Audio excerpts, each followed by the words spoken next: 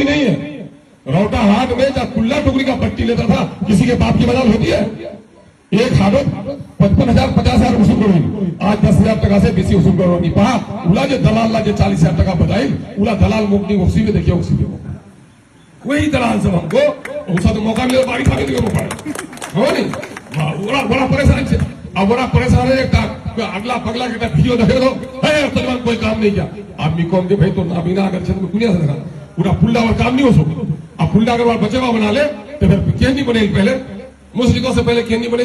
अच्छा हुनर नहीं बने तो फिर हीरा लोग बात कहा क्या तो ईमान का फिर उसको नहीं बोलना था। अब 2024 इलेक्शन पार्लियामेंट मैं बोला कि मैं अभयपुर में पुल सैंक्शन करवा दिया, कोई बोलवा पाई? कोई बोला भाई कोई बोलिए दाऊदी कि नहीं हम करा दिए।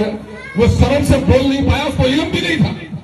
कई लोग हमारे हैं दोस्तों में से, मैं 10-20 आदमी को सिर्फ कहा था कि दुआ कीजिए कि मैं महानंदा पर एक पुल बनाने का प्रयास कर रहा हूं, हंगामा मत कीजिएगा, नहीं तो मैं जानता हूं ये सब तरक्की का दुश्मन, अमोर बैसा का दुश्मन, सीमांचल का दुश्मन, आपके नस्लों का दुश्मन।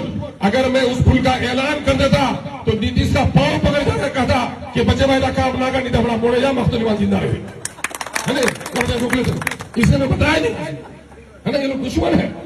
इसलिए मेरे भाई आप लोगों से मेरी गुजारिश है कि देखो अल्लाह के रसूल पाक के मौलाना है, यहाँ पर दो बड़े आलिम दीन है और इस इलाके के मारूफ आलिम दीन है।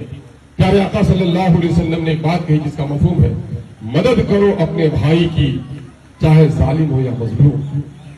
लोगों ने पूछा, साहबा ने पूछा, या रसूलल्लाह दोनों को भाई आप कहते हैं और फिर दोनों की मदद करने के लिए कहते हैं? मजलूम की मदद समझ आएगी, रोएगा तो आंसू पूछेंगे, जख्मी होगा तो मरहम लगाएंगे, लेकिन जालिम की क्या मदद करेंगे? जालिम की मदद तो ये ना हुआ भाई उसका डंडा टूट गया तो डंडा दे दो, है ना, तलवार टूट गया तलवार दे दो। कहा नहीं, वो जिस बाजू से हाथ से जुल्म कर रहा है उसका बाजू तोड़ दो ताकि जुल्म से बाज आ जाए, कल जहन्नम से बच जाए। मेरे भाइयों मेरी मदद करना खुदा के वास्ते। अगर मैंने इन 5 सालों में काम किया, आपकी आवाज उठाई है, तो खुदा के वास्ते मुझको मेरे जिताने के लिए मदद करना।